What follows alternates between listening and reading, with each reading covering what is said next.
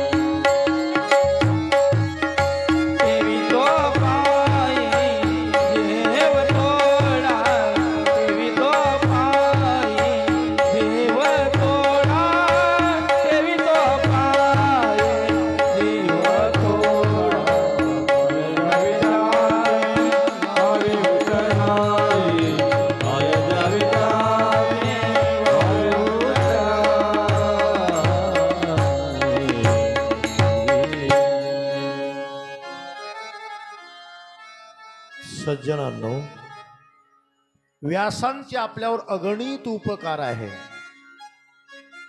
देवाचे उपकार आहे, संतांचे उपकार आहे।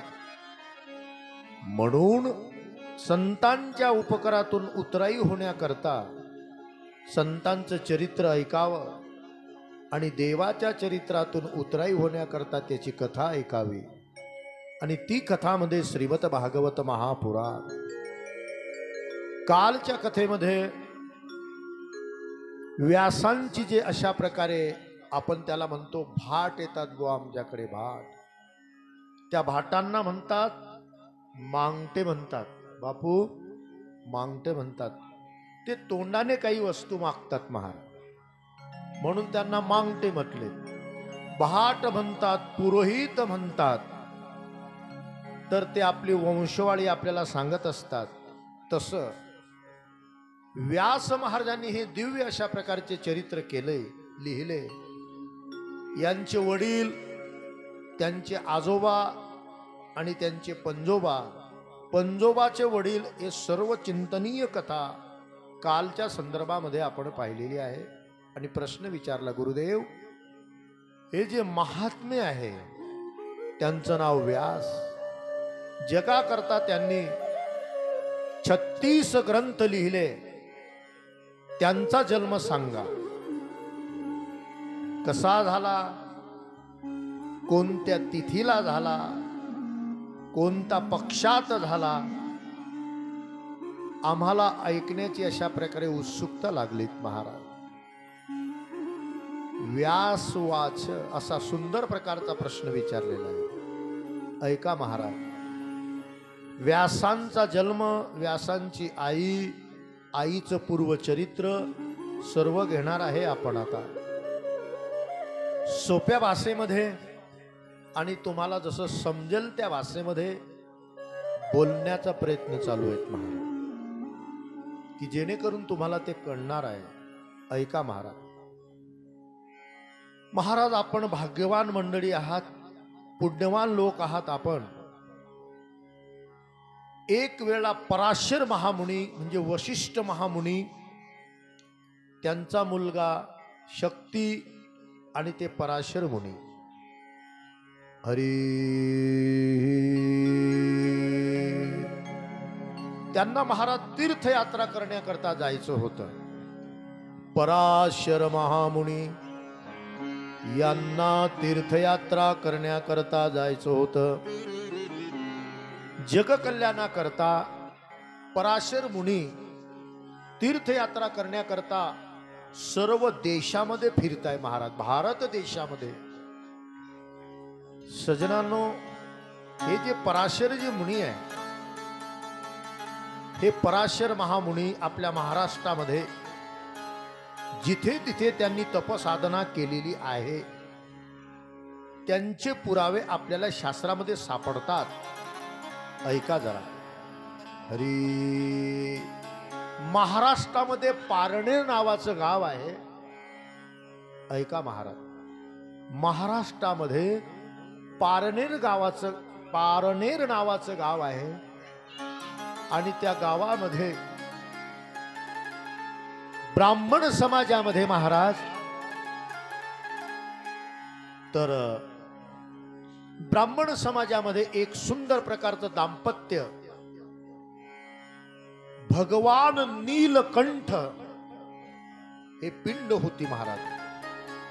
पराशर मुनी यात्रेला निघाले, तर त्यांनी कुठे कुठे अशा प्रकारे प्रार्थना केली, तपश्चर्या केलेली आहे, हे आपल्या साधू संतांनी या कथेमध्ये लिहिलेलं आहे.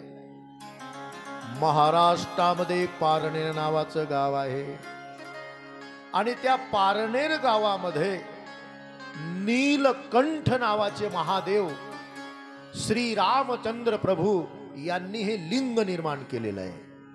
त्यांनी ते बसवलेलं आहे. ज्या वेळेला प्रभू रामचंद्र, जानकी माता आणि लक्ष्मण भैया 14 वर्षाच्या वनवास कालामध्ये आपल्या या जळगाव जिल्ह्यामध्ये येऊन गेलेत महाराज. शेजारी रामेश्वर आहे आपल्याकडे, तिथे महाराज आहे. त्यांनी ते पिंड, 2 पिंड आहे तिथं, हे त्यांनी निर्माण केलेत महाराज वनवास कालामध्ये. तसं पारनेर त्या गावामध्ये नीलकंठ भगवान महादेवाची अशा प्रकारे प्रतिमा ते प्रभू रामचंद्राने तयार केली, आणि त्या ठिकाणी संत निळोबाराय जन्माला आले. आणि निळोबाराय जन्माला त्या गावामध्ये आले. त्या गावाचं नाव आहे पारनेर. का पारनेर म्हणतात? कारण ज्या पराशर मुनीची कथा आपण आता पाहतोय, त्या पराशर महामुनीने तिथे तप केलेला आहे त्या गावामध्ये, म्हणून त्यांच्या नावावरून त्या गावाला पारनेर म्हणतात. बघा काय संदर्भ आहे. तेच पराशर मुनी आपल्या जळगाव जिल्ह्यामध्ये यावल तालुक्यामध्ये त्यांनी तप केलेला आहे महाराज. कथेमध्ये काय नाही लिहिलं महाराज, भागवतामध्ये काय नाही ते विचारा, त्याचा अभ्यास करा आणि समाजापुढे सांगा. म्हणून यावल तालुक्यामध्ये जळगाव जिल्ह्यामध्ये पराशर महामुनी तपसाधनेला बसलेले आहे. ते जे ठिकाण आहे, ती जी जागा आहे, ती जागेवर आम्ही जाऊन आलो. ती तपश्चर्येची जागा आम्ही पाहून आलो. त्या ठिकाणी आजही भला मोठा वड आहे आणि ती जागा मोर नदीच्या तीरावरती सुंदर प्रकारे एका शेतामध्ये आहे महाराज. आता ते शेत त्या माणसाचं आहे.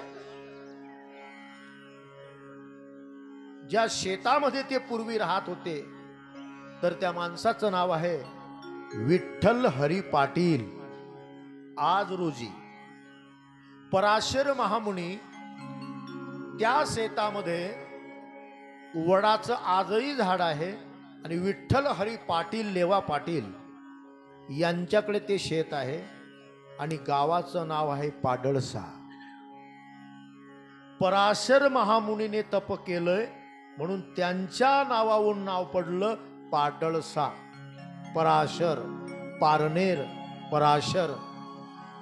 म्हणून हे मी तुम्हाला का सांगतोय की आपल्या अवतीभोवती ज्यांची कथा आपली आपण घेतो आहे, त्यांचे चरण आपल्या जिल्ह्याला लागलेले आहे. यावल तालुक्यामध्ये पाडळसा नावाचं गाव आहे. भुसावळजून चढल्यानंतर मोर नदी आहे. ती मोर नदी अंजाळ्याच्या तापी नदीमध्ये उतरते आणि आजही त्या पाडळसे गावामध्ये तो वडाचं झाड आम्ही पाहून आलो. आमची दरवर्षी कथा असते. म्हणून आपल्या जवळ किती जवळ संत आहे याची कल्पना करा महाराज. पाडळशाला त्यांनी तपसाधना केलेली आहे. जवळ बघा इकडे उणपदेव आहे. शरभंग ऋषी नावाचे तिथे बसलेले आहे. श्रीरामचंद्र प्रभू ज्या वेळेला गेले, ज्या वेळेला इंद्राला शाप मिळाला, गौतम ऋषीने शाप दिला इंद्राला, इंद्रा तुझ्या अंगाची त्वचा निघली जाईल आणि तुझ्या अंगाची दुर्गंधी येईल आणि तुला अंगाला सहस्र बधे पडतील. शाप दिल्यानंतर इंद्रदेवाने जो अवतार घेतला आणि शाप निवृत्ती करता जिथे बसला त्या गावाचं नाव आहे अडावत उनपदेव. तो इंद्र आहे. म्हणून गरम पाण्याचा झरा कुष्ठरोगी तिथे बरे होत होते पूर्वी. म्हणजे ऋषीच्या किती जवळ आहे आपण. आणि व्यासांचं चिंतन आपण करतोय. व्यासांचं मंदिर यावलमध्ये 2 नद्या आहे, आता कोरड्या पडल्या आहे. एका नदीचं नाव आहे हडकाय आणि दुसरं खडकाय. या ठिकाणी भगवान व्यासांनी भली मोठी तपश्चर्या केलेली आहे आणि श्री रामचंद्र प्रभू तिथून गेलेले आहे. आजही दिव्य आणि भव्य मंदिर श्री व्यासांचं यावल गावामध्ये आहे. तुम्ही कधी गेलं तर पहा.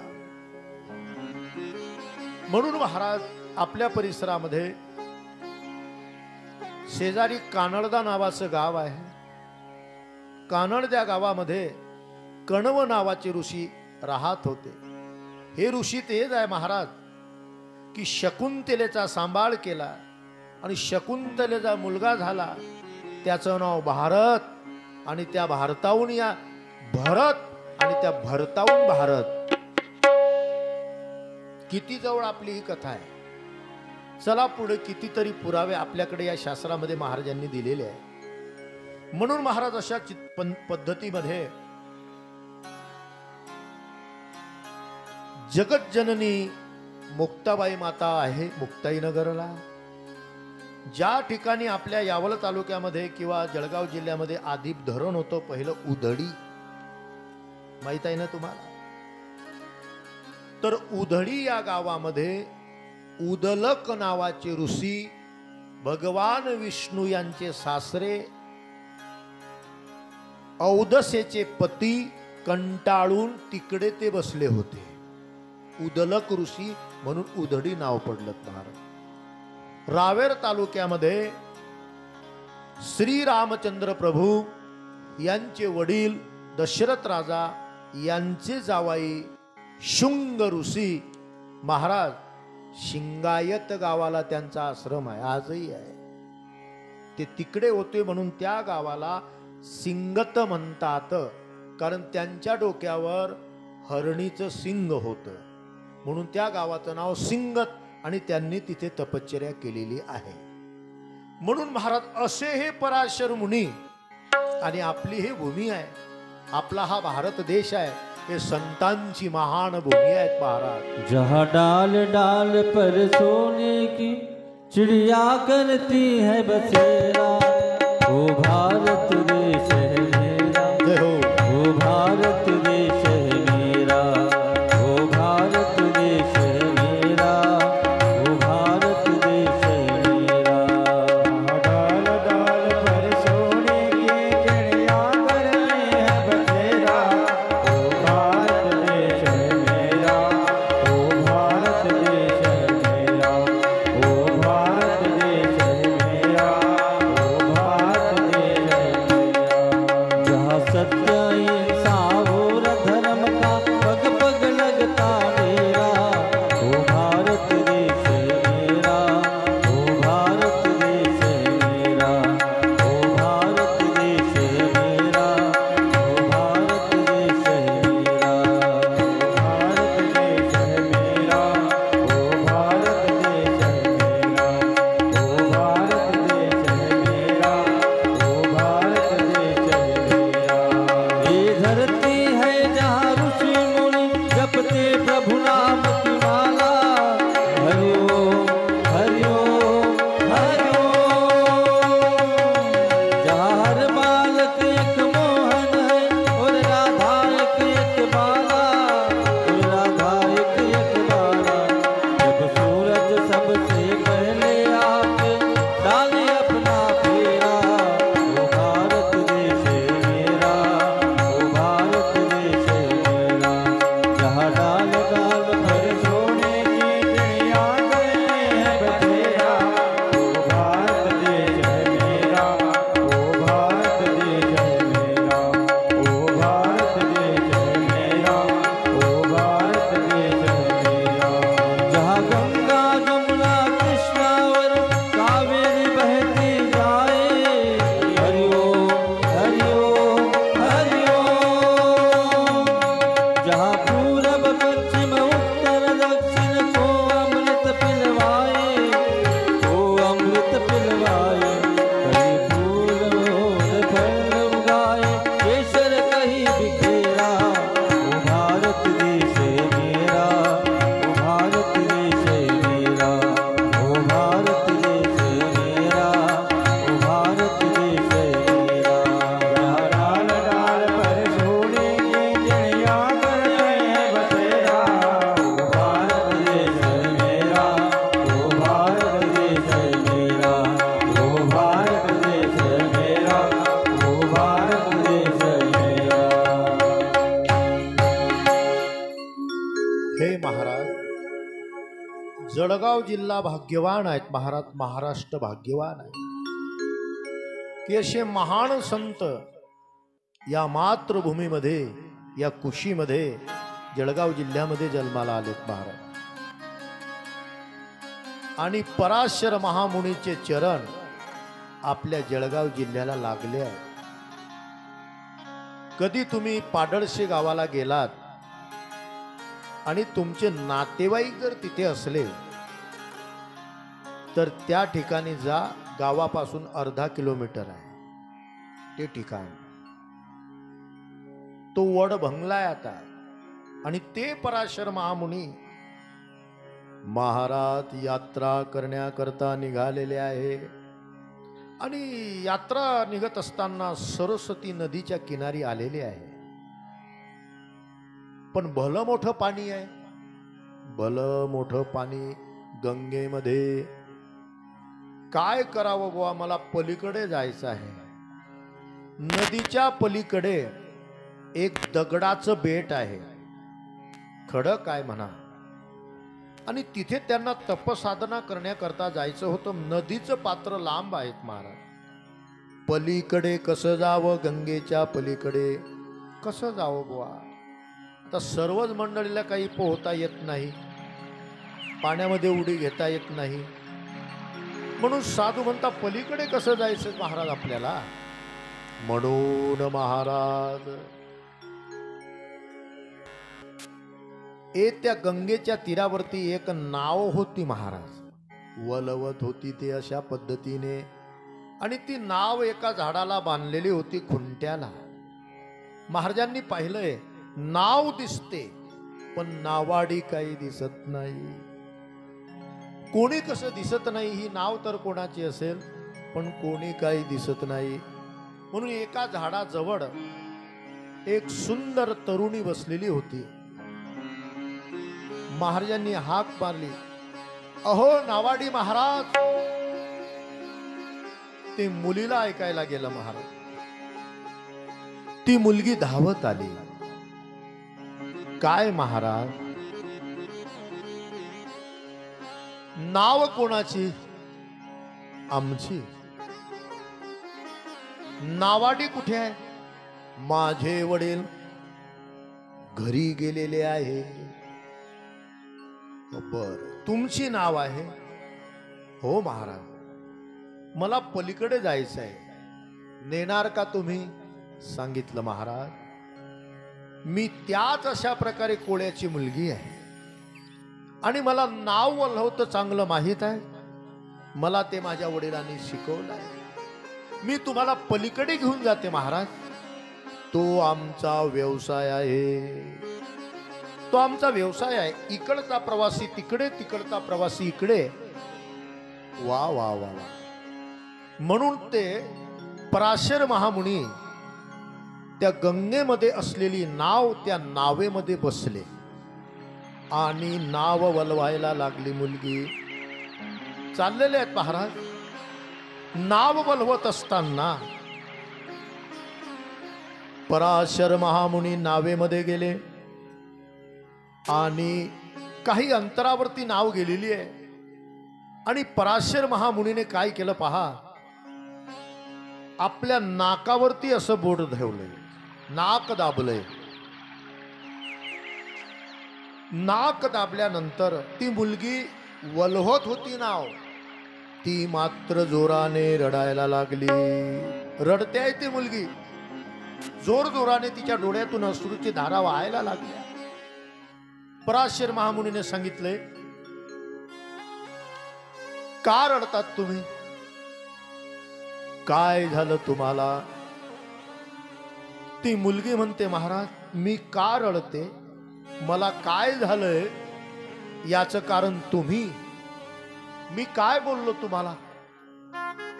मी काय म्हटलं तुम्हाला? तुम्ही म्हटलं काही नाही महाराज, तुम्ही मला बोलला काही नाही, पण तुम्ही नाकावर बोट का ठेवलंय? मला सांगा, मी माझी नाव वल्हवते, तुम्ही तुमच्या नाकावर बोट का ठेवलंय ते सांगा. पराशर महामुनी म्हणतात, मी नाकावर बोट का ठेवलं याचा अर्थ असा आहे की या नावेमध्ये मला दुर्गंधी येते, कसा तरी घाणेरडा दुर्गंध मला येतोय महाराज, म्हणून मी रडली, म्हणून मी रडायला लागली. पराशर महामुनी म्हणतात, माझ्या नाकावर बोट ठेवण्याचा आणि तुझा रडत बसण्याचा संबंध तरी काय आलाय? सांगितलं, तुम्ही नाकावर ज्या अर्थी बोट ठेवलंय, हो काहीतरी दुर्गंधी येतो आणि तो दुर्गंध जो आहे काही मासा मेलेला नाही आहे नावेमध्ये, काही उंदीर मेलेला नाही आहे, काही असं सडलेलं नाही आमच्या नावेमध्ये, मग दुर्गंधी येतो कशाचा? महाराज माझ्या अंगाचा दुर्गंधी येतो. अंगाचा येतोय? हो महाराज. कसा येतोय तुम्हाला दुर्गंध? जसा एक मनुष्य मांसाहार करत नाही पण त्या जिथे मासे विकले जातात जळगाव भुसावळमध्ये, त्या गल्लीतून जर त्या माणसाला जाण्याचा कधी योग आला, जो कधी मांसाहार करत नाही, आणि त्या जिथे मासे विकले जातात त्या मार्केटमधून जर गेला, तर तो मनुष्य आपल्या जो रुमाल असेल, चाटी असेल, नाकाला लावतोय, एवढा दुर्गंधी येतोय. आणि तसाच प्रत्यक्ष दुर्गंध माझ्या अंगाचा येतो म्हणून मी नाक दाबले. पराशर मुनी म्हणतात, हे सुंदरी, मलाही माझ्या आईने जन्म दिलेला आहे, मलाही आई आहे, मला आजी आहे, पण त्यांचा असा दुर्गंध अंगाचा येत नाही. तुमच्या अंगाचा काय येतो आणि तुमचं नाव काय? ती मुलगी रडायला लागली, महाराज माझं नाव मत्स्यगंधा आहे. हे महाराज, मत्स्यगंधा, मत्स्य म्हणजे मासा, आणि माशाच्या अंगाला जो घुरट वास येतो तो माझा आहे, म्हणून मी रडते. महाराज, पराशर महामुनीने सांगितलं, मत्स्यगंधा, दिसायला तर तुम्ही सुंदर आहात, खूप लावण्य आहे तुमच्या चेहऱ्यावर, पण हा अंगाला दुर्गंध. मग तुम्ही दुर्गंध जाण्याकरता काही उटी नाही लावली का अंगाला?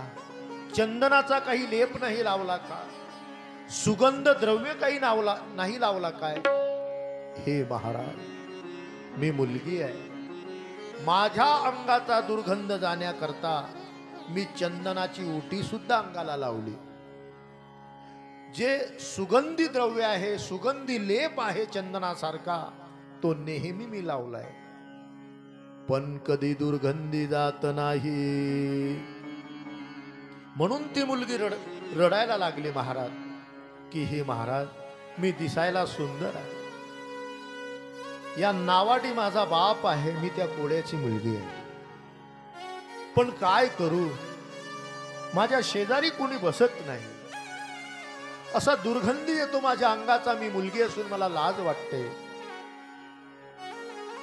पराशर महामुनी म्हणतात, मत्स्यगंधा, जगामध्ये अनेक प्रकारच्या माता भगिनी आहे, तुझ्याच अंगाचा असा काय दुर्गंध येतोय? तर तुमचा जन्म कसा झाला की त्या मासोळी सारखा वास येतोय?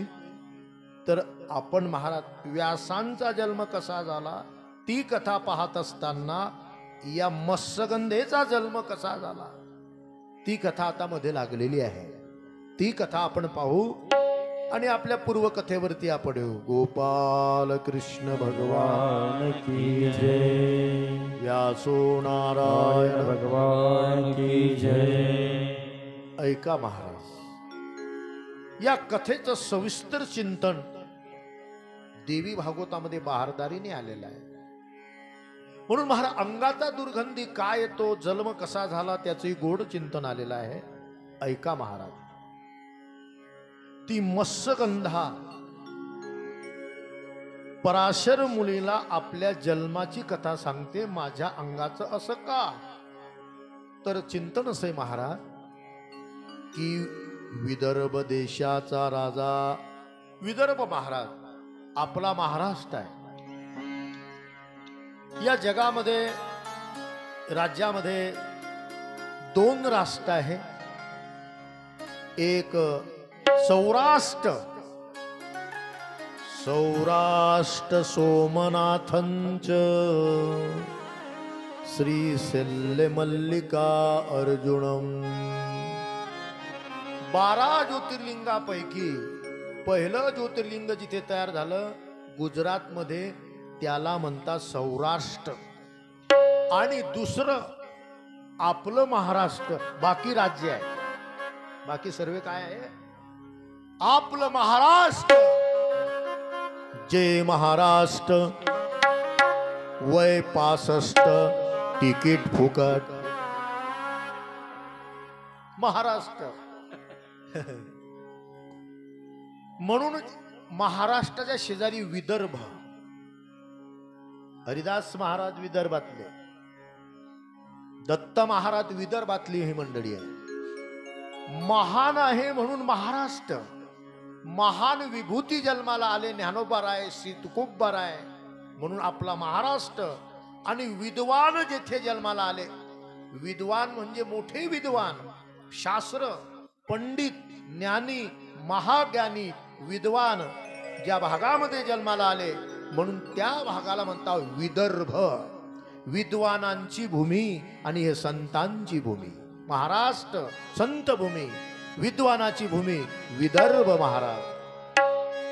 पवित्र ते कुळ पावन तो देश, पवित्र ते कुळ पावन तो देश, पवित्र ते कुळ पावन तो देश, पवित्र ते कुळ पावन तो देश, पवित्र ते कुळ पावन तो देश, पवित्र ते कुळ पावन तो देश, पवित्र ते कुळ पावन तो देश, पवित्र ते कुळ पावन तो देश. जेथे हरीचे दास जन्म घेती, जेथे हरीचे दास जन्म घेती, जेथे हरीचे दास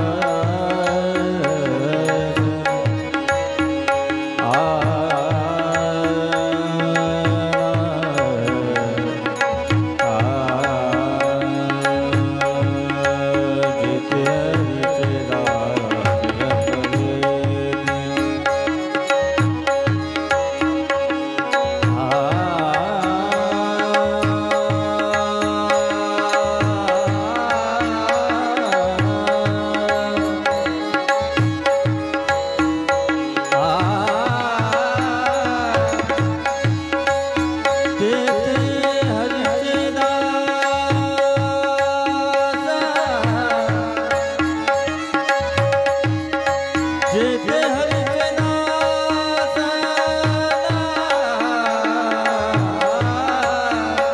जन्म घेती,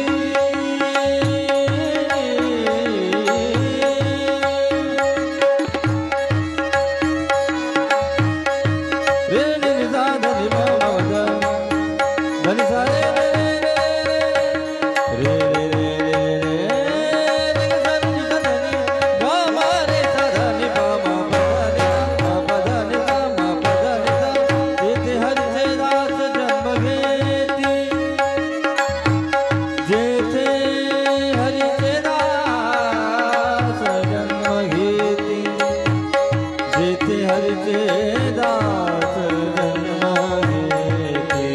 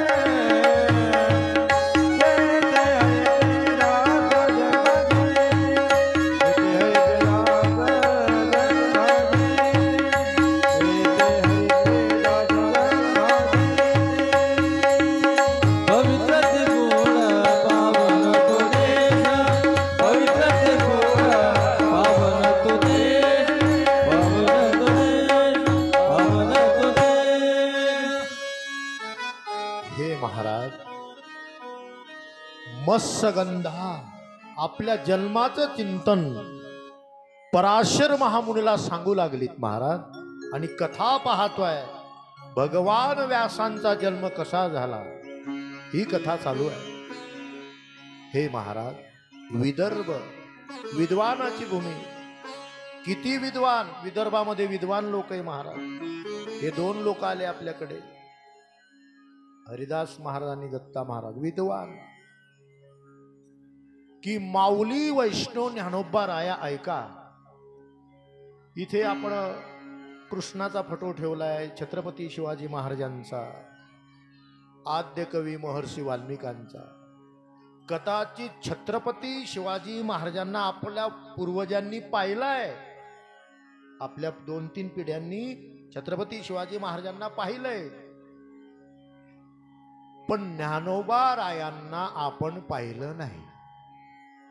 पण ज्ञानोबा रायांचा जो फोटो आहे जसे आपल्या समोर हे पडले आहे,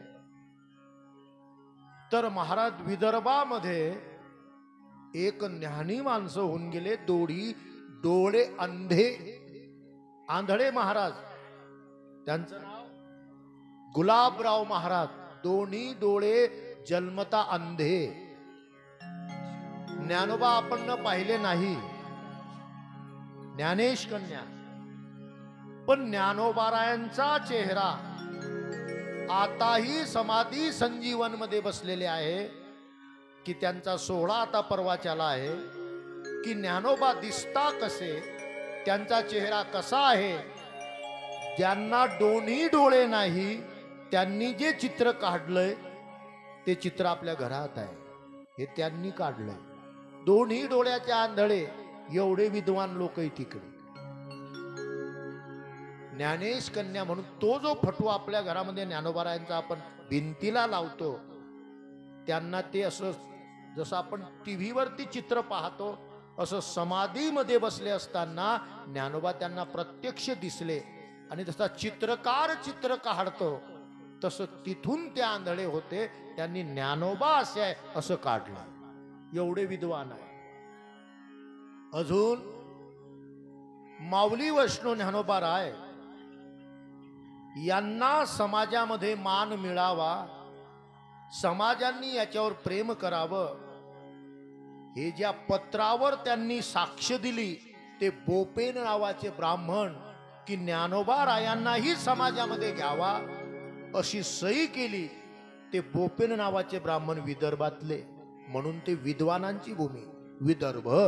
आणि त्याच विदर्भामध्ये महाराज उपराचिर नावाचा राजा होता.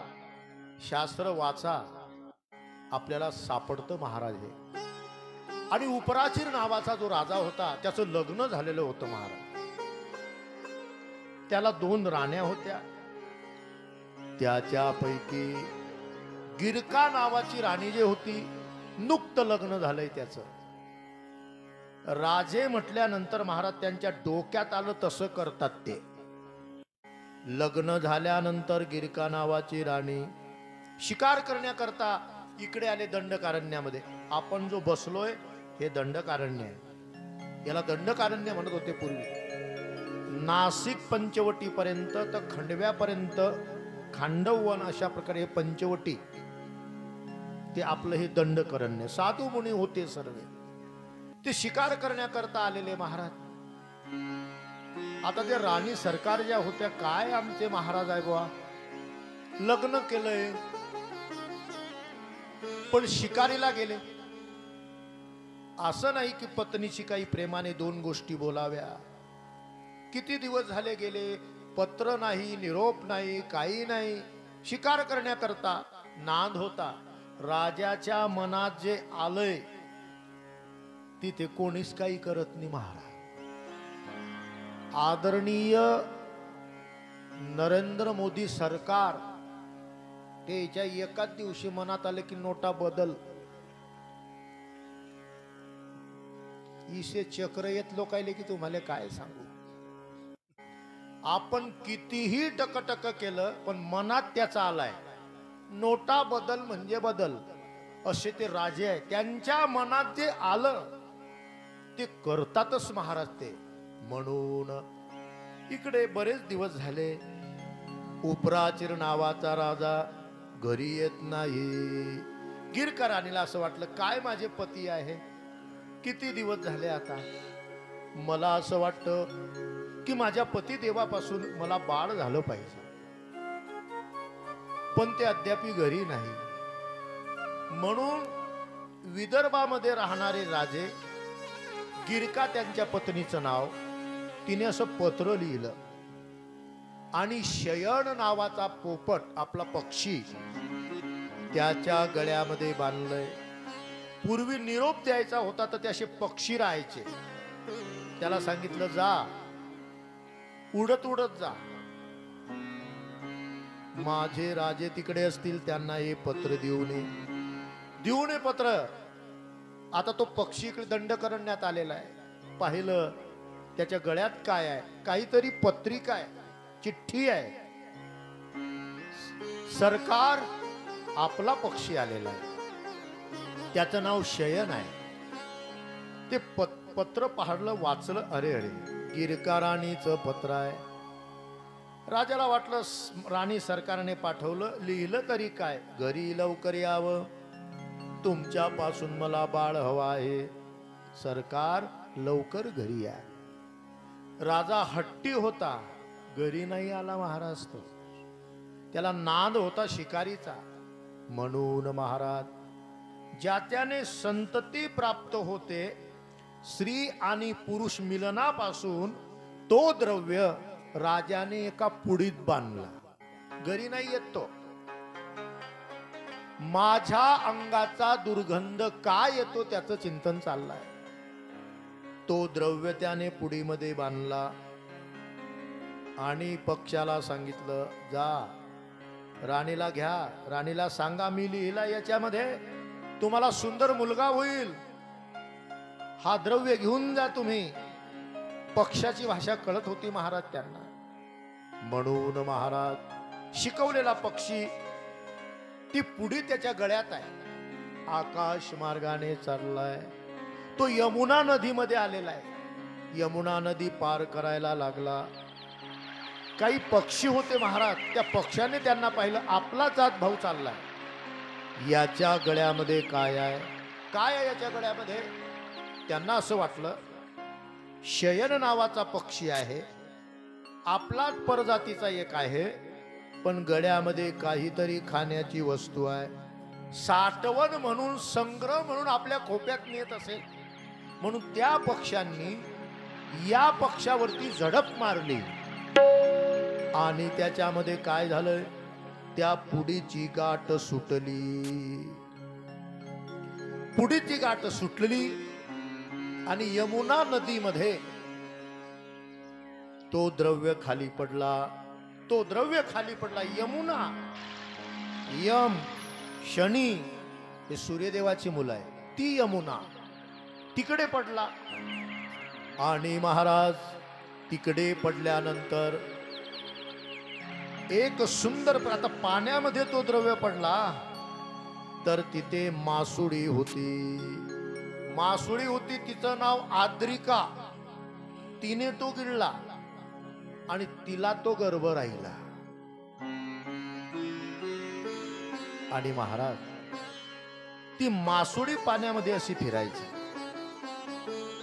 तिच्या पोटामध्ये तो गर्भ वाढायला लागला राजाचा. पक्षी निघून गेला.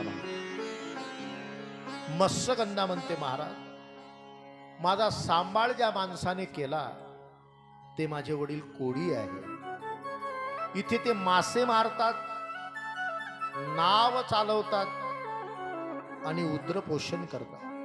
त्यांनी जाळं टाकलंय आणि जाळं टाकल्यानंतर जी मासुळी होती ती गळाला लागली. भला मोठा मासा लागलाय. त्याला आनंद झाला. तो मासा घरी आणला, त्याला फाडला. त्याच्यातून 2 मुलं निघाले महाराज. एक मी आणि माझा भाऊ मत्सरा. विधित विधान साधू संतांनी सांगितलं महाराज, तो उपराचिर नावाचा जो राजा आहे, हे त्याच्यापासून झालेला हा मासुलीला गर्भ राहिला, हे त्याचे मुलं आहे. म्हणून तो मुलगा आणि मी, माझे वडील त्या राजाकडे घेऊन आले की महाराज तुमचे हे दोन्ही मुलं आहेत.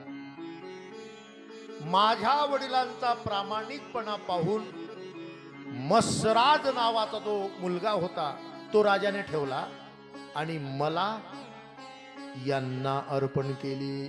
तेव्हापासून मी इकडे राहते आणि माझा जन्म जर एका मासुडीच्या पोटातून झालेला आहे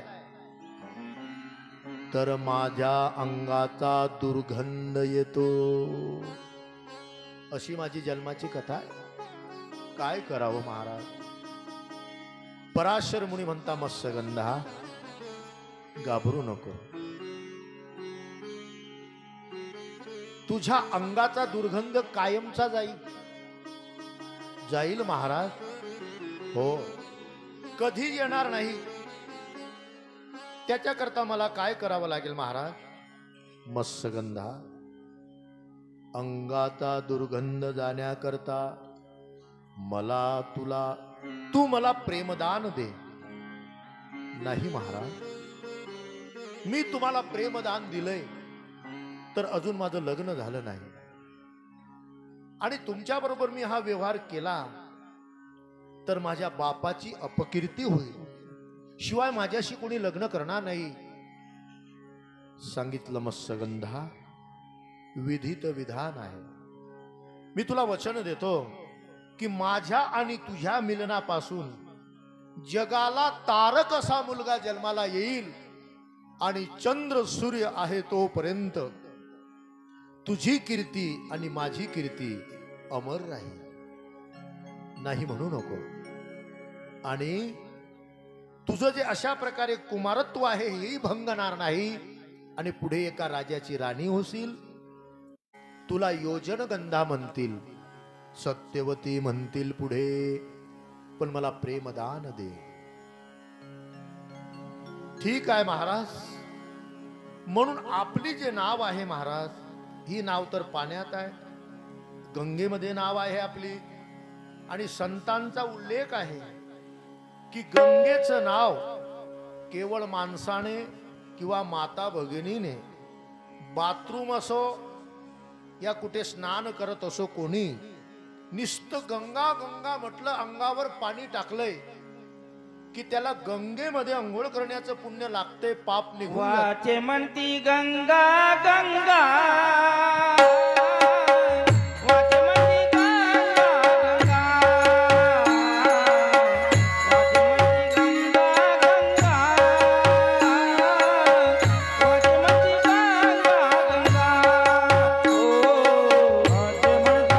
गंगा गंगा, ओ वाचे म्हणता गंगा गंगा, वाचे म्हणता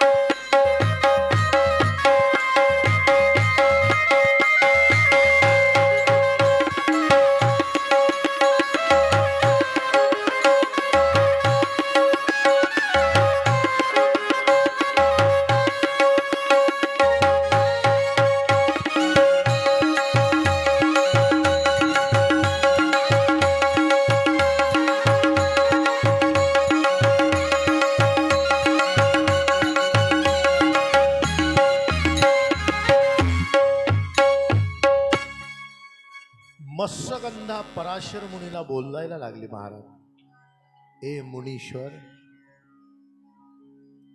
गंगेमध्ये आपली नाव तरंगत आहे आणि गंगेमध्ये असं कर्म केलं हे पापकर्म आहेत महाराज, आणि शिवाय गंगेमध्ये अंघोळ करण्याचं पुण्य अतोनात आहे आणि आपण हे कर्म करावं हे उचित नाही महाराज. आणि शिवाय दिवस आहे, दिवसा हे कर्म केलं जात नाही. म्हणून पराशर महामुनीने ते नाव पाण्याहून वरती उचलली महाराज. काय सामर्थ्य असेल, काय ताकद असेल आणि काय तप असेल या माणसांचं. पाण्याच्या वरती नाव उचलली, आकाशात घेऊन गेले, पण दिवस होता. तिथे ढग निर्माण केले आणि रात्र निर्माण केली पराशर महामुनीने आणि सांगितलं, मत्स्यगंधा आता रात्र आहे आणि पाण्याच्या वरती नाव आहे, मला प्रेमदान दे. मुलगा होईल त्रिभुवन तारक, या जगाला तारक मुलगा होईल आपल्या मिलनापासून. म्हणून महाराज कर्म घडले. पुन्हा महाराज नाव पुन्हा खाली आलेली आहे. पराशर महामुनीने स्नान केलं, मत्स्यगंधेने स्नान केलं आणि पराशर महामुनीने सांगितलंय, मत्स्यगंधा मी समोर टेकड्यावर तप करतोय, या गंगेच्या पलीकडे या दगडावरती मी तप करण्याकरता चाललो आहे, घाबरण्याचं अद्याप काही काम नाही. मत्स्यगंधा ज्या वेळेला पाण्यातून बाहेर आली त्यावेळेला महाराज त्यांना मुलाची प्राप्ती झाली. मुलाची प्राप्ती झाली. लग्न झालं नाही त्यांचं, बापाला ही कथा माहित नाही, साधू निघून गेले.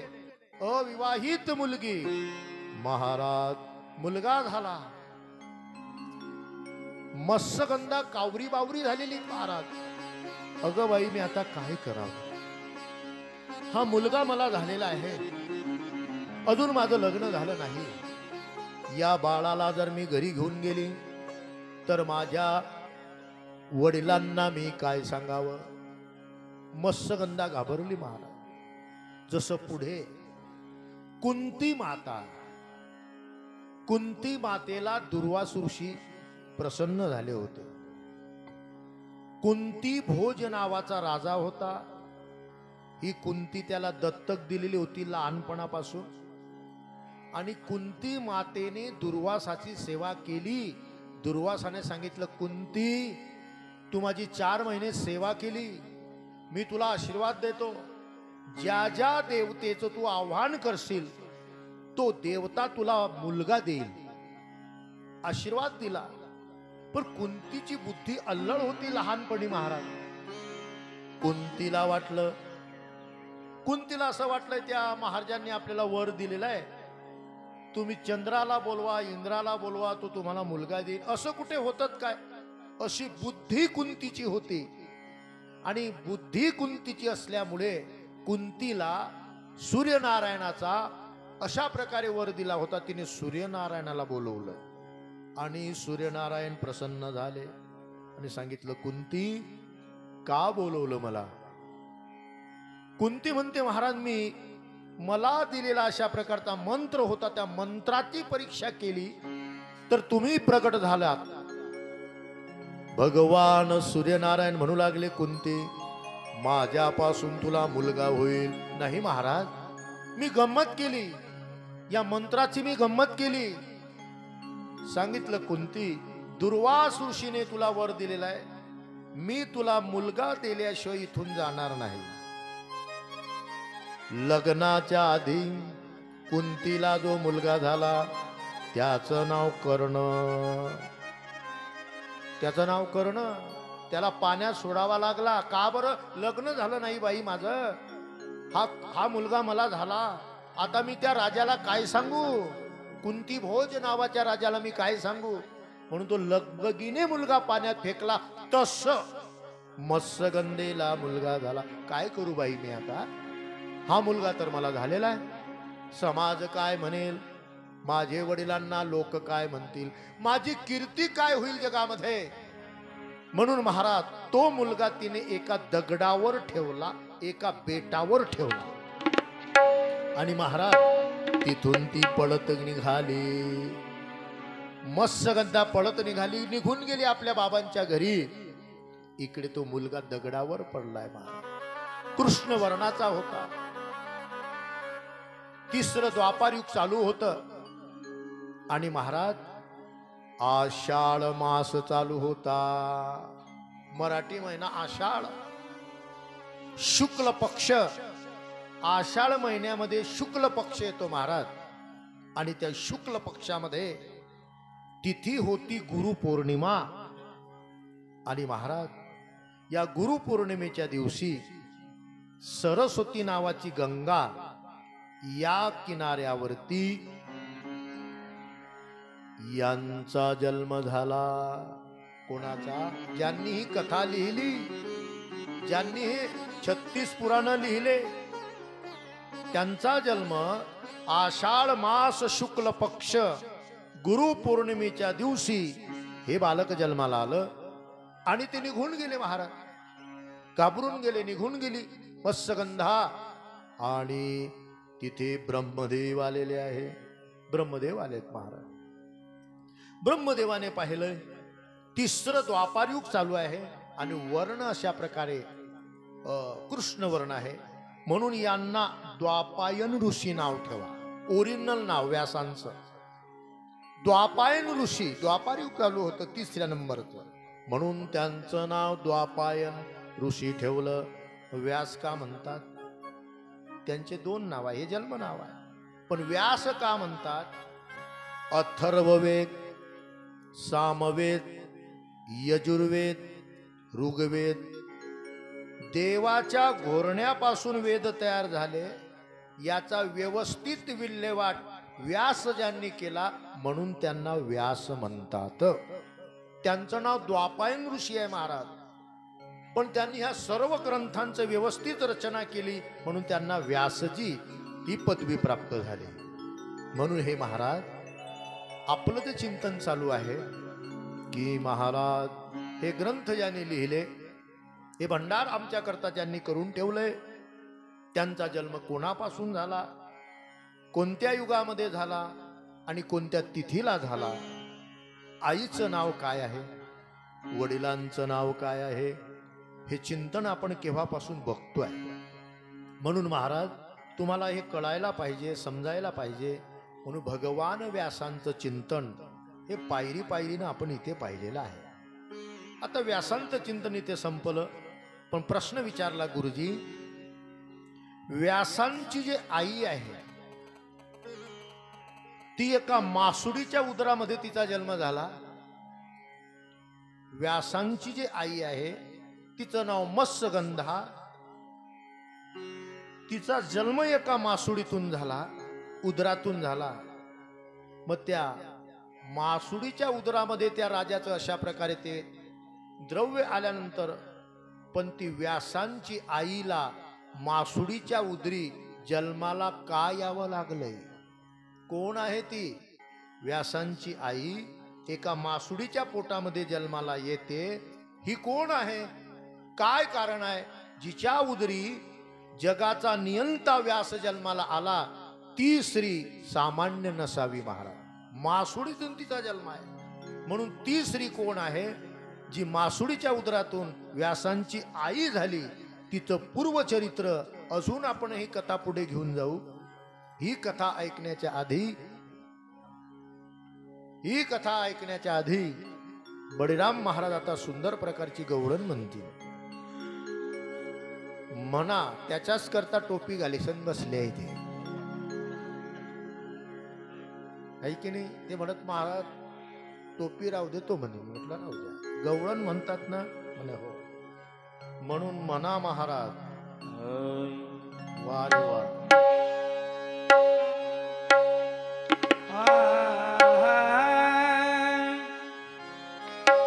रात दिन श्याम पिया बस तेरे ख्यालों में रहती हूँ. शाबाश. सारी दुनिया श्याम श्याम कहती मैं तो दीवानी बनी श्याम पिया की बनी रे मैं तो दीवानी बनी श्याम पिया की बनी रे मैं तो दीवानी बनी श्याम पिया की बनी रे मैं तो दीवानी बनी श्याम पिया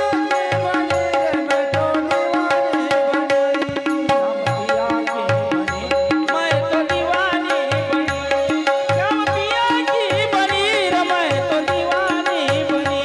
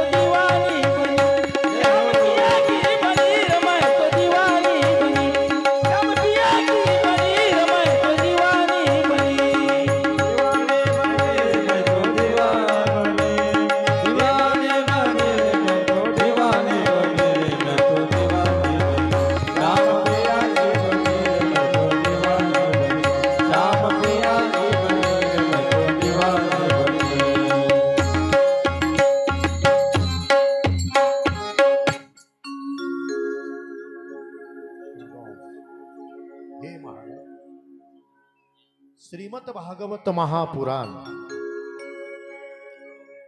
हे चिंतन आपण ऐकतोय आणि याच्यामध्ये जेवढ्या कथा आलेल्या आहेत ते चिंतनीय चिंतन त्यांच्याशी जे आलेलं आहे ते आपण बोलण्याचा प्रयत्न करतोय. कथा अशी आहेत महाराज. व्यासांच्या आईचं नाव मत्स्यगंधा, आपण हे पाहिलंय. पण जी मत्स्यगंधा आहे तिच्या उदरी व्यास जन्माला आले आणि ती मत्स्यगंधेचा जन्म एका मासुडीच्या पोटातून झाला. ती मासुडी ही सामान्य नसे किंवा ते मत्स्यगंधाही सामान्य नाही महाराज. याच्यावर आपण जर प्रकाश दिला तर या कथेचा उलगडा होतो. नाहीतर पुढे चालायचं म्हटलं तर ह्या ज्या कथा ज्या आलेल्या आहेत या समाजापुढे जात नाही. आपण काल काय सांगलं की 7 दिवस जर भागवत करायचं झालं तर आपण मेन टप्पे घेतो आणि 7 दिवसामध्ये देवाचं लग्नही लागतं, देव जन्मालाही येतात, कौस मामाही मरतो आणि देवाचं भागवत 7व्या दिवशी समाप्त करतोय.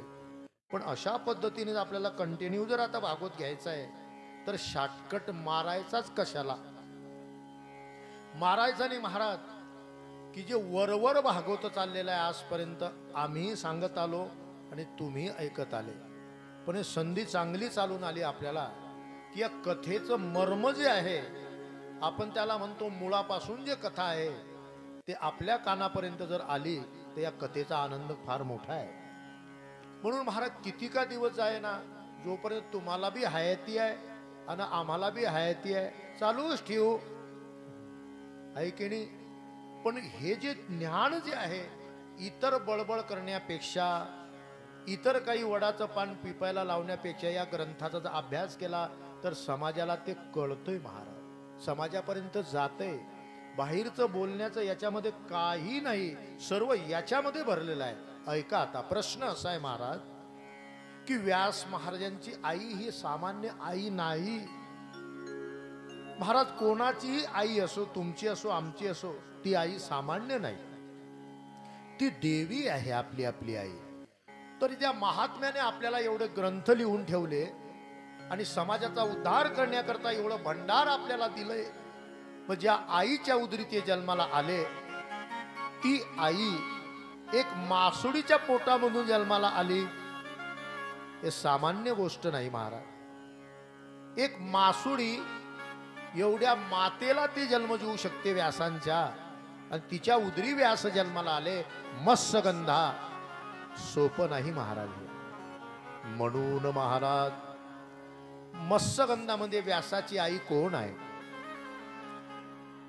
मासुडीच्या उदरी त्यांना जन्म का घ्यावा लागला, कुठून आली ती बाई, कुठून आली व्यासांची आई, पहा जरा चिंतन सांगतो तुम्हाला. आणि हे जे चिंतन आहे श्रीमद भागवतामध्ये या चिंतनाचा जो अशा प्रकारचा एक धागा आहे, एक पुरावा जो आहे, व्यासांनी जे ग्रंथ लिहिले त्या ग्रंथाचं नाव आहे हरिवंश पुराण. ऐका जरा, हरिवंश पुराण. त्या हरिवंश पुराणामध्ये 62 क्रमांकाचा अध्याय आहे आणि 62 क्रमांकाच्या अध्यायामध्ये महाराज 8वा अध्याय 62 क्रमांकाचा तिथे आलेला आहे. आणि हरिवंश पुराणामध्ये व्यासांनीही लिहिलेलं आहे की माझी आई कोणाचा अवतार आहे, माझी आई काय सामान्य आई काय. म्हणून महाराज ऐका जरा, पुरावाही तुम्हाला सांगितला मी, ग्रंथही तुम्हाला सांगितला आणि ऐका जरा महाराज. तुम्ही आम्हाला सांगता भागवत आणि पुरावा सांगता हरिवंश ग्रंथाचा, ही बरी आहे का तुमची कथा सांगणे आम्हाला. तुम्ही असं म्हणा मला की महाराज सांगता भागवत आणि पुरावा सांगता हरिवंश पुराणाचा. महाराज हे कथा सांगणं तुमचं बरोबर आहे का.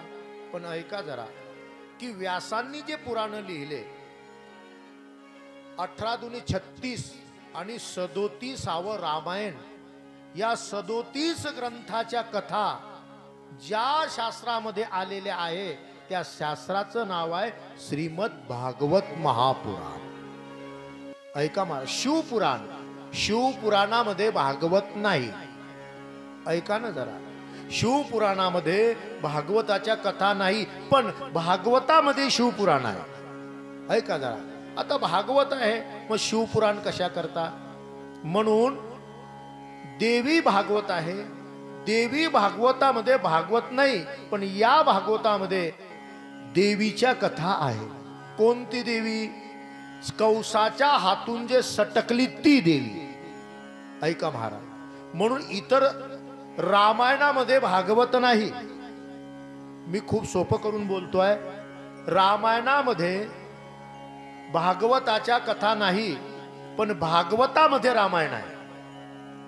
ऐका जरा, म्हणजे हे पुरावे मी का देतोय की सांगता भागवत, पुरावा घेता हरिवंश पुराणाचा. मग हे 2-3 टप्पे मी तुमच्या पुढे का ठेवले? तर महाराज, पांडव प्रतापामध्ये भागवताच्या कथा नाही. तिथे द्रौपदीच्या कथा आहे, पांडवांच्या कथा आहे पांडव प्रतापामध्ये, व्यासांनी महाभारतामध्ये. पण श्रीमद भागवतामध्ये पांडवांच्या सुद्धा कथा आहे.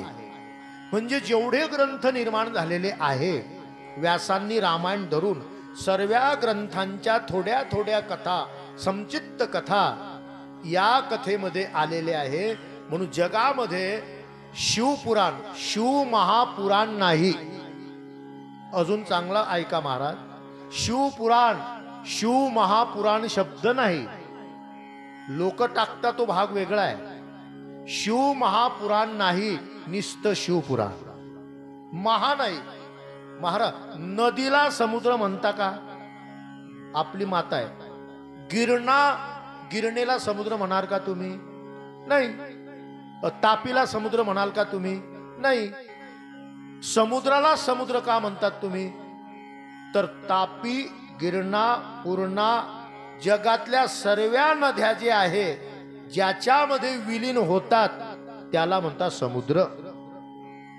बर, समुद्र म्हटलं का त्याला म्हणता हिंदी महासागर. हिंदी महासागर या शब्दाचा अर्थ असा आहे की जगामध्ये जेवढ्या नद्या आहेत त्या नद्या तिथे येऊन मिळतात, तो मोठा होतो, त्याला हिंदी महासागर. तसं जगातल्या कथा, सर्व कथातल्या ज्या कथा ज्या आहे त्या श्रीमद भागवत महा म्हणजे मोठं ते आहे. शिव महापुराण नाही, तर श्रीमद भागवत महापुराण. म्हणून हे पुरावे याच्यामध्ये आपल्याला सापडतात. पण इतर कथेमध्ये, 7 दिवसाच्या कथेमध्ये कोणकोणते बुवा कशी पद्धत सांगतात, आपली टीका नाही. पण आपली पद्धत, प्रणाली जी आहे, आम्हाला अशी सराव पडली, असंच सांगा, लोकांपर्यंत जाऊ द्या, समाजाला कळू द्या. म्हणून कन्या करता एक महात्मा एका मासुडीच्या पोटातून जन्माला येतो. आश्चर्य आहे महाराज. मग ती मासुडी कोण? ती सामान्य नाही. मग ते कुठे राहत होती? कुठून आली तिकडे पाण्यात? तिला मत्स्यगंधा का म्हणायला लागले? हे 3 प्रश्न सविस्तर चिंतन आलेलं आहे. ते आपण आता पाहू. 1 मिनिट नारायणाचं भजन करू महाराज.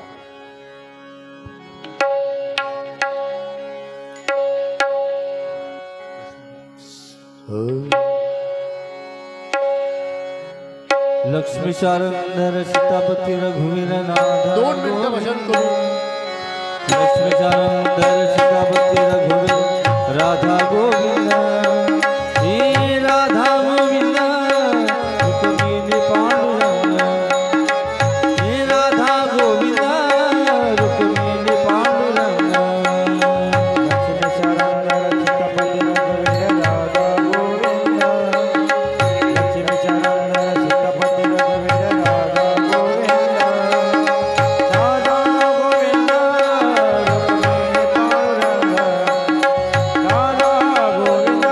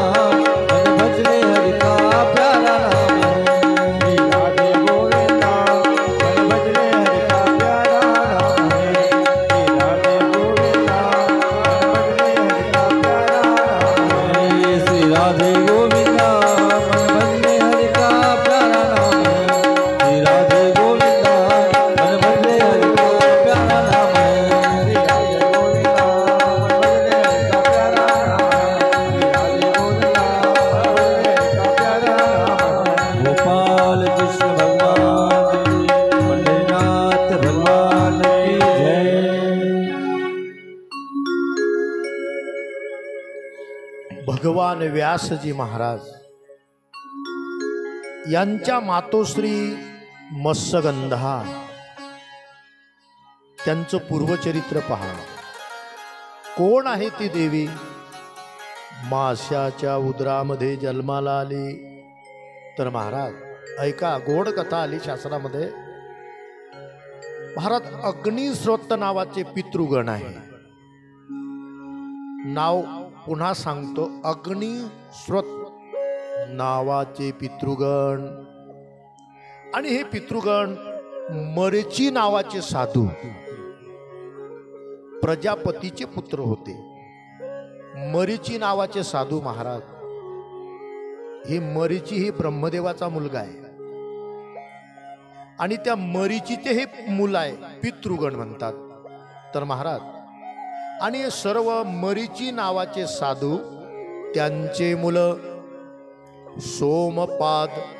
सोमपाद नावाच्या लोकांमध्ये राहत होते. सोमपाद नावाच्या लोकात राहत होते. म्हणजे कुठे राहत होते हे ऐका जरा. जसं आपण फुफणीमध्ये राहतो, आम्ही जळगावला राहतो, तसं आपण जे इथून वरते जर अंतर पाहिलं, इंद्रलोक, चंद्रलोक, ध्रुवलोक, यमलोक, वैकुंठलोक, ब्रह्मलोक असे लोक आहे वरती. हे जनलोक आहे आपलं, असे वरती आहे काहीतरी. आणि तिथे आहे पितृलोक. ऐका महाराज, आपले मेलेले पूर्वज, आपण त्याला पितृ म्हणतो, हे पितृलोकात राहतात. तसं देवालोकांमध्ये एक अशा प्रकारे सोमपद नावाचं लोक आहे, म्हणजे ठिकाण आहे, राहण्याची जागा आहे. हे देव तिकडे राहत होते. मरीचीचे मुलते प्रजापती, ब्रह्मदेवाचे नातू वरती राहत होते. वरती अनेक लोक आहे ना, सांगितलं ना मी तुम्हाला. म्हणून महाराज आता ते मोठ्याचे मुलं देव लोक महाराज फार पराक्रमी होते, फार सुंदरही होते. आणि सुंदर असल्यामुळे त्यांना एक मुलगी होती. ऐका जरा, ही व्यासाची आई कोण आहे हे चाललंय आपलं. कुठे राहत होती? तर त्या मुलीचं नाव होतं अच्छदा. अक्षदा तांदुळाला म्हणतात. अच्छदा तिचं नाव ठेवलंय. आणि महाराज ती एकुलती एक मुलगी होती आणि ती त्यांची मानसकन्या होती. आणि मानसकन्या असल्यामुळे ते देवलोक होते. तिच्या अंगापासून, तिच्या शरीरापासून पाण्याचं सरोवर निर्माण झालेलं होतं, नदी निर्माण झालेली होती. अशी ती देवकन्या होती महाराज. ती इकडे तिकडे भ्रमण करायची. आता मुलगी जर बापाच्या घरी असली तर ते आईला नाही विचारत, ते बापाला नाही विचारत, ते वहिनीला नाही विचारत, मी फिरायला जाऊ का आणि मी मैत्रिणीच्या घरी जाऊ का. मुलगी मायरामध्ये स्वतंत्र असते, ते कोणाला विचारत नाही. सासरी जर गेली तर सासूबाईला विचारावं लागतं, आत्याबाई मी भजनाला जाऊ का, कीर्तनाला जाऊ का. मग ते सासूबाई जा, परतंत्र आहे. तशी मुलगी होती ही मानलेली मानसकन्या. ती इकडे तिकडे फिरायची, इकडे तिकडे फिरायची. एक दिवसा ती अशा प्रकारे भ्रमण करण्याकरता गेली. भ्रमण करण्याकरता म्हणजे फिरण्याकरता. स्वर्गामध्ये जसं आपण आपल्या गावात फिरतो, फाट्याने फिरतो, झालं जेवण की चालले. लोक बी म्हणतील यायली बी काही कामं नाही बुवा, लोक यायले बी. हे खोलीत कमी न बाहेर जास्त आहे. करतीन काय ते भी. दिवसा झपलं, रात्री झप लागत नाही. झप लागायला लागली की उठा साधू संत. भाऊचा भोंगा आमच्याचकडे आहे. फिरतात की महाराज. ती फिरायला लागली इकडे तिकडे, इकडे तिकडे, इकडे तिकडे, आकाश मार्गाने. आणि महाराज आकाश मार्गाने ज्या वेळेला फिरत असताना आद्रिका नावाची अप्सरा तीही फिरायला आली. हेही फिरते. आणि महाराज वायुदेव जो आहे, वायुदेव म्हणजे हवा, वायुदेव त्याचा मुलगा उमा नावाचा, तो याला फिरायला. आता ते देव आहे, ती लीला आहे त्यांची. लीला करतात, काहीतरी जगाला देतात. तो उमा नावाचा वसू आणि आद्रिका नावाची अप्सरा एकमेकाला त्यांनी पाहिलं. पाहिल्यानंतर जग कल्याणाकरता काहीतरी करायचं होतं त्यांना, ही त्यांची लीला होती. म्हणून ते त्या तिथे किडा करायला लागले महाराज. कुठे? देवलोकामध्ये. आता ते एकांतवासामध्ये किडा करतात. त्यांचं चाललंय, पाण्यामध्ये त्यांची जलकिडा चाललेली आहे. आणि महाराज अच्छदा नावाची जी मुलगी होती ती तिकडे गेली आणि त्यांनी त्यांना पाहिलं. आता पाहिल्यानंतर शास्त्र असं सांगते की पाण्यामध्ये जलकिडा करत असताना तिथून तुम्ही निघून जावं, पाहू नये. तसं त्यांची जलकिडा चाललेली आहे, अंगावर कपडे नाही त्यांच्या, आणि अशा अवस्थेमध्ये या अच्छदेने त्यांना पाहिलं. याला दोष लागतो महाराज, एवढा दोष लागत असतो. 1 मिनिटाचं चिंतन सांगेल मी तुम्हाला. आपलं देवी भागवत तुम्ही ऐकून गेले. देवी भागवतामध्ये 3.5 पीठापैकी एक पीठ आहे, ते म्हणजे रेणुका माता महुरगड. रेणुका माता जमदग्नी ऋषी त्यांच्या पत्नी परशुरामाच्या आई या सकाळी महुरगडावरून खाली उतरायच्या आणि पाणी आणायच्या पदरात. एक दिवशी काय झालं, गंधर्व चालला होता वरतून, तो आकाश मार्गाने चालला होता. तर हवेने त्या गंधर्वाची मांडी दिसली निसती रेणुका मातेला, आणि रेणुका मातेच्या मनामध्ये काम उत्पन्न झाला.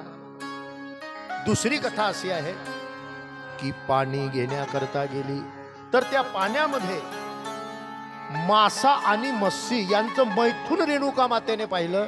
तर पदरात पाणी येत, नुसतं पाहिलं,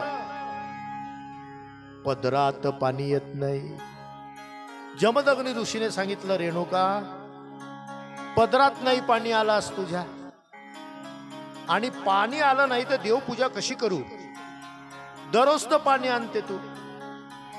जमदग्नी ऋषीने पाहिलं, तू त्या गंधर्वाचं अशा प्रकारे मांडी पाहिली, काम उत्पन्न झाला. पाण्यामध्ये माशांचं मैथून पाहिलं, काम उत्पन्न झाला. परशुरामा, तुझ्या आईचं मुंडकं तोडून टाक. किती दोष आहे. नुसतं पाहिलं तर परशुरामाने रेणुका मातेचं शिरकमल तोडलंय. तसं अच्छेदेने त्यांना नग्न अवस्थेत पाहिलंय. दोष लागला महाराज, पाहू नये ते दृश्य. दोष लागलेला आहे. ते त्यांची किडा करण्यात मग्न आहे. त्यांना काही माहित नाही की ही एक स्त्री आम्हाला पाहते. ते मग्न आहे महाराज. पाहत असताना लक्ष गेलं, आद्रिका नावाच्या अप्सरेचे लक्ष गेलं. म्हणे, महाराज जरा भानावर या. आपण जे क्रिया करतो, अंगावर कपडे नाही, पण कोणीतरी आपल्याला बघतय. बघा तुम्ही. आता स्त्रीला लाज वाटलीच महाराज. ते आद्रिकेला कसं तरी वाटलंय, आणि वाटल्यानंतर सावरले आपले कपडे. आणि महाराज, ही जी स्त्री होती अच्छदा नावाची, हिच्या बापाला कळलंय. हिच्या बापाला कळलंय. त्या वायुदेवाच्या पुत्राने सांगितलं, महाराज तुमच्या मुलीला आवरा. असं भलभलतं दृश्य पाहू नये. तुमच्या मुलीला जरा कुठेही भ्रमण करण्याची संधी देऊ नका तुम्ही. तिच्या बापाला राग आला. म्हणे, का ग अच्छदा, तू आता लग्ना एवढी झाली आणि तुला अविचार काही कळत नाही का? असं दृश्य पाहावं का? पाण्यामध्ये असं दृश्य तू पाहावं? मी तुला शाप देतो. तुला हे स्वर्ग लोक सोडून, हे स्वर्गाचे सुख सोडून, तुला मृत्यू लोकामध्ये पाण्याचं दृश्य पाहिल्यानंतर तुला पाण्यामध्ये असलेली जी मासुडी आहे, त्या मासुडीच्या उदरामध्ये तुला जन्म घ्यावा लागेल. हा माझा शाप. अच्छदा रडायला लागली महाराज.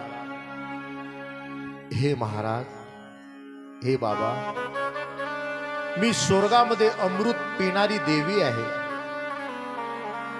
आणि मृत्यू लोकामध्ये मी जावं, तेही पाण्यामध्ये जावं, पाण्यामध्ये राहणारी मासुडी हिच्या उदरी माझा जन्म होईल, योग्य नाही महाराज, योग्य नाही.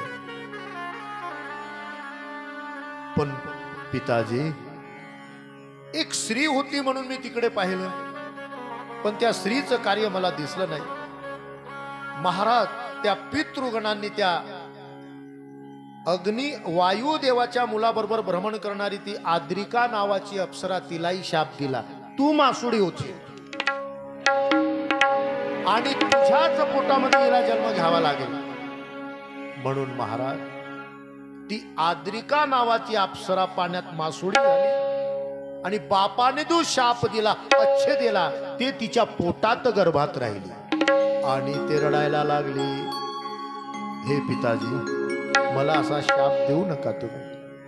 मी अमृत पिणारी देवी आहे आणि एक मासुळी योग्य नाही.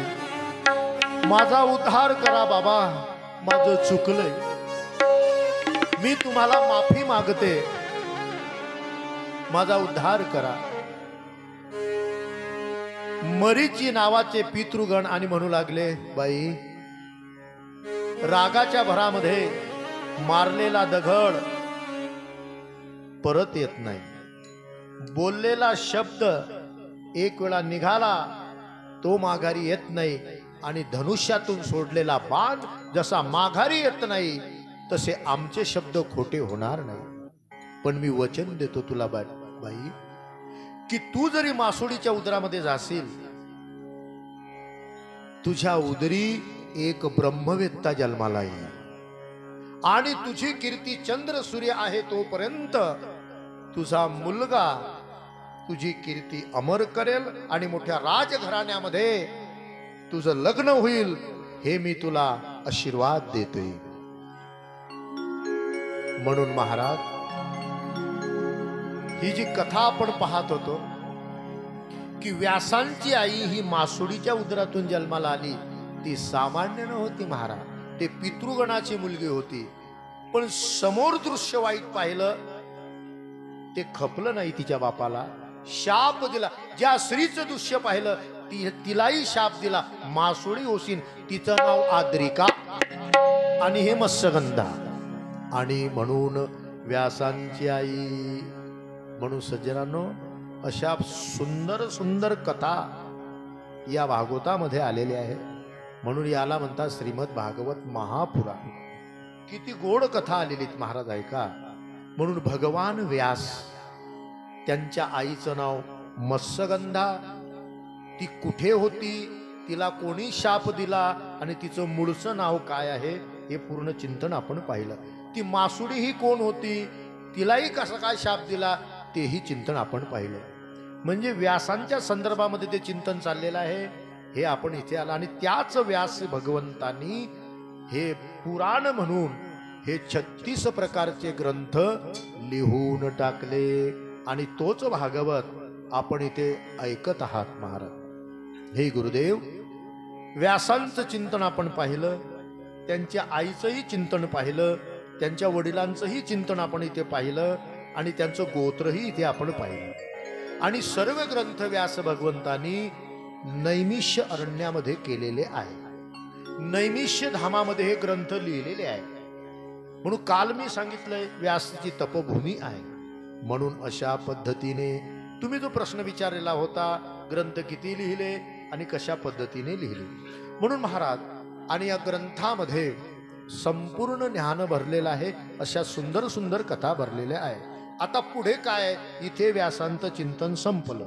व्यासांचं चिंतन आता पुढे होईल. गुरुजी, आता आम्हाला असं सांगा, व्यासांना ती मुलगी टाकून गेली, निघून गेली व्यासांची आई. तो मुलगा म्हणतो, आई, हे माते, मला टाकून जाऊ नको. आता तो 1 दिवसाचा पोरगा बोलतो. व्यासांची आई मत्स्यगंधा घाबरली ना, काय भूत आहे का बाबा, पळाली. आई पळू नको, जाऊ नको, माझा सांभाळ कर ग आई, मला या बेटावरती टाकून जाऊ नको. आई निघून गेली महाराज. व्यासांनी सांगितलं, आई तू मला टाकून दिलेला आहे, पण तू मला जन्म दिलेला आहे, मला तुझा राग नाही. पण हे माते, ज्या वेळेला माझी गरज पडेल तुला, त्या वेळेला मला हाक मार, आई मी तुझ्या करता येईल. असं वचन भगवान व्यासांनी शब्द वचन आईला दिलं. घाबरली मत्स्यगंधा, निघून गेली, कोणाला काहीच नाही सांगितलं की मला मुलगा झाला. तो माझ्याशी बोलला जसं कुंतीला मुलगा झाला. तिने पाण्यात फेकला, पेटीत भरला. अधिरथ नावाच्या कोळ्याने त्याला पकडला. त्याच्या पत्नीचं नाव राधा, राधेय. कोणाला नाही कळालं महाराज, ते फक्त एकाच माणसाला माहित होतं. कुंतीला तर माहित होतंय, पण श्रीकृष्ण परमात्म्याला माहित होतं कर्ण कोणाचा आहे. म्हणून महाराज सत्यवती माझे म्हणजे निघून गेल्या महाराज. भगवान ब्रह्मदेव आलेले आहे आणि ब्रह्मदेवाने त्यांना उठवलंय. त्या बाळाचं नाव द्वापायन ठेवलंय आणि सांगितलं, महाराज तुम्हाला मोठं कार्य करायचं आहे. जगाच्या कल्याण आहे महाराज, ही तुमचा अवतार आहे. म्हणून तुम्ही असं करा, जगाला काहीतरी देण्याकरता तुम्ही हिमालयामध्ये तप करण्याकरता जावं. काय गरज होती महाराज व्यासांना? आपलं शरीर झिजवावं बर्फामध्ये? केवळ समाजाकरता, आपल्या करता व्यासांनी तपसाधना केली महाराज. जगाच्या कल्याणा संतांच्या विभूती, जगाच्या कल्याणा संतांच्या विभूती, जगाच्या कल्याणा संतांच्या विभूती, जगाच्या कल्याणा संतांच्या विभूती,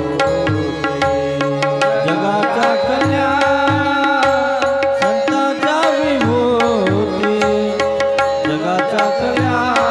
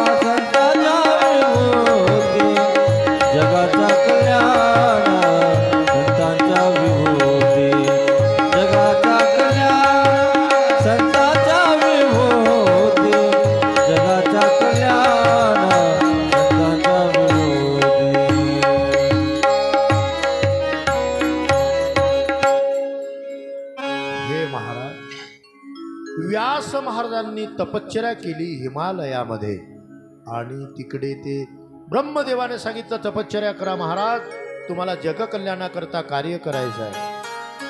निघून गेले महाराज. व्यास तिकडे गेलेले आहे. आता इकडे आपली दुसरी कथा प्रारंभ होते महाराज. तर महाराज सूत मुनी महाराज ही कथा सांगत आहे.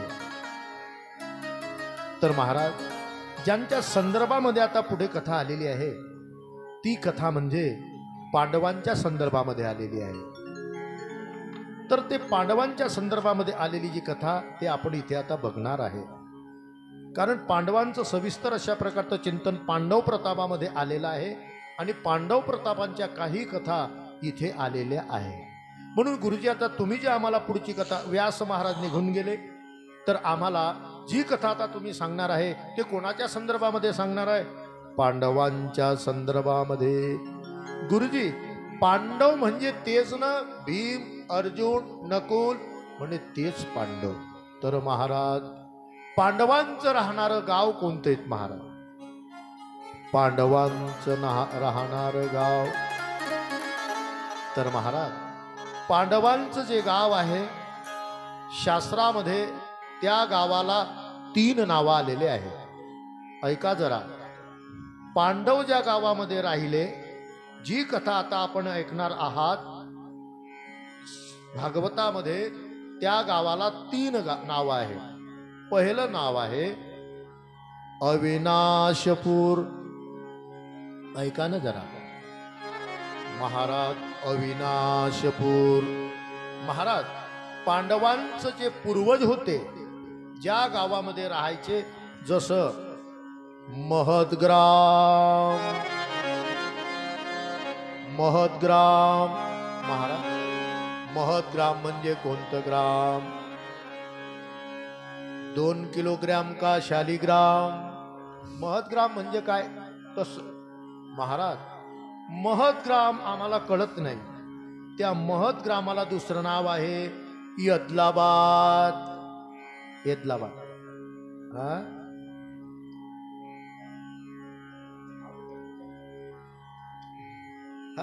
पायरी पायरीनं, पहिल्याच पायरीवर पाय ठेवला तर बरं राहतं. मग पायरी चुकली की मग गोटा बी जातो ना का, धपकन पळीने टोंगे फुटेनं घसडे लागे.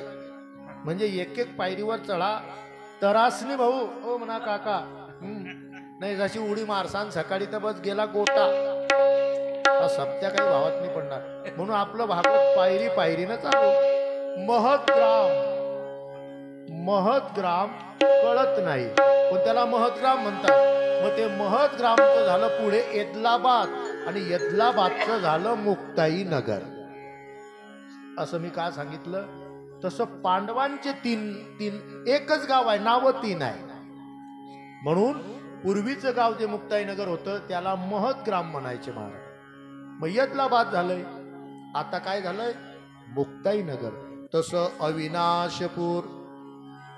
पांडव ज्या गावामध्ये राहिले, त्यांचे जे वडील होते पूर्वीचे, ते त्या गावाचं नाव त्यांनी अविनाशपूर ठेवलेलं आहे. म्हणजे ज्याचा कधी कालखनामध्ये नाश होत नाही, त्याचं नाव अविनाश. अविनाशपूर. आणि म्हणून महाराज, आता त्या अविनाशपूर गावाचा बदल झाला, तर त्या अविनाशपुराचं दुसरं नाव झालं हस्तिनापूर. जसं यदलाबाद पाहिलं तसं. आणि हस्तिनापुराचं झालं दिल्ली. पहा कशी गंमत आहे, पहा कसा आनंद आहे कथेमध्ये. म्हणजे दिल्ली काय काय बहीण, हस्तिनापूर पांडवांचं काय. हस्तिनापूर काय, अविनाशपूर. म्हणजे व्यासांनी कथेची लिंक कशी लिहिलेली आहे ते पहा. व्यासांनी ग्रंथामध्ये त्या गावाला किती नावं दिलेले आहे ते पहा. अविनाशपूर काय, सूर्य आणि चंद्र आहे तोपर्यंत त्या गावाचा नाश होणार नाही. त्या गावाचं नाव अविनाशपूर, नाश न पावणार.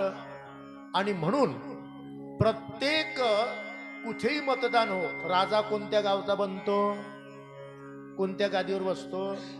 दिल्लीच्या. ही गादी तिथून आहे. ते जरी गुजरातमध्ये राहत होते मोदी सरकार, पण गादीवर कुठे बसले? पंतप्रधान म्हणून दिल्ली. म्हणून ही तिथून गादी चालू आहे महाराज. तर ही गादी तिथून आहे राजाची. पूर्वी त्यांना राजे म्हणत, आता त्यांना पंतप्रधान म्हणतात. भाषा बदलली, बाकीची प्रणाली बदलली, पण त्यांना राजा म्हणत. म्हणजे देशाचा राजा पूर्वी तिथूनच व्हायचा. दिल्ली, आता त्याला दिल्ली म्हणतात. तर गुरुजी, आता तुम्ही ते आम्हाला पांडवांची कथा सांगणार, कौरवांची कथा सांगणार. मग पांडव जन्माला कसे आले, कौरव जन्माला कसे आले, कौरवांचा बाप जन्माला धृतराष्ट्र कसा आला, पांडवांचा बाप पंडूराजा जन्माला कसा आला, पंडूराजाला पंडूराजा का म्हणतात, धृतराष्ट्राला धृतराष्ट्र का म्हणतात, विदुर काकाला विदुर काका का म्हणतात, आणि कौरवांना कौरव का म्हणतात, पांडवांना पांडव का म्हणतात, त्यांचा जन्म कसा झाला, आणि हस्तिनापुरामध्ये हस्तिनापूर निर्माण करणारा राजा कोण, पहिला माणूस कोण, कौरव पांडव वगैरे वगैरे कसे निर्माण झाले, असे 10 प्रश्न आहेत. आता ते 10चे 10 प्रश्न आपण घेऊ, जोपर्यंत होत नाही तोपर्यंत. नाही का? ते बोलणाऱ्यांनी सांगा, तुम्ही बी सांगा ना. म्हणून महाराज हे 10 प्रश्नाचे उत्तर उद्याच्या कथेमध्ये पाहू. हस्तिनापूर कोणी निर्माण केलं, म्हणजे ते दिल्ली कोणी निर्माण केली, मग त्या हस्तिनापुराला पूर्वी हस्तिनापूर का म्हणतात तेही पाहू. पहिला राजा कोण, दुसरा कोण, तिसरा कोण तेही पाहू. दिल्ली का म्हणतात आता तेही पाहू. कौरव पांडव जशी जशी वेळ राहील तसं तसं आपण ऐकण्याचा प्रयत्न करू. सविस्तर चिंतन आपण बघायचं आहे आपल्याला. आणि 7 दिवसापर्यंत जेवढा आपल्याला कथेभाग घेता येतो, 7 दिवस झाले म्हणजे तिथे हा कागद ठेवला, पुढच्याच वर्षी तो कागद उचलू आणि तिथून आपली पुन्हा लोटगाडी सुरू, आहे की नाही. म्हणजे हे जे चिंतन आहे महाराज, हे फार गोड चिंतन आहे की नाही. तर त्या अनुषंगाने आनंद आहे, म्हणजे तुम्हाला आनंद देण्याकरता हा विषय आहे महाराज, कथा कळण्याकरता विषय आहे. जेणेकरून ह्या व्यासांनी जे शब्द लिहिले ते आपल्या कानावर येतात. झालो समजा आपण अमर महाराज, झाला आपला मुक्ती आहे. म्हणून त्या अनुषंगाने आपण इथे थांबू. कितवा दिवस आहे भाऊ आज? 5वा दिवस. बघा 2 दिवस आपल्याकडे राहिलेले आहे. आपल्याला आपले हरिभक्तीपरायण बळीराम महाराजांचा बारुडाचाही आनंद आपल्याला एक दिवशी घ्यायचा आहे. घ्यायचा आहे ना. हा, म्हणजे कथेचाही आनंद घेताय, काकड्याचाही आनंद घेताय, हरिपाठाचाही आनंद घेताय, आणि हा आपल्या भारुडाचाही नित्यनेमाने 1-2 भारुड वगैरे तोही आपण आनंद घेऊ. म्हणजे आपलं पारंपरिक पद्धतीने हे कार्यक्रम चाललेला आहे. म्हणून आता आपली वेळ इथे थांबते आहे. आपल्याकडे 2 दिवस अजून शिल्लक आहे. आपण बरंच बोलण्याचा प्रयत्न करणार आणि बरेच प्रश्न आपण इथे घेणार आहे. आता पुढची जी सूचना आहे ते आमचे आप्पा तुम्हाला सांगतील.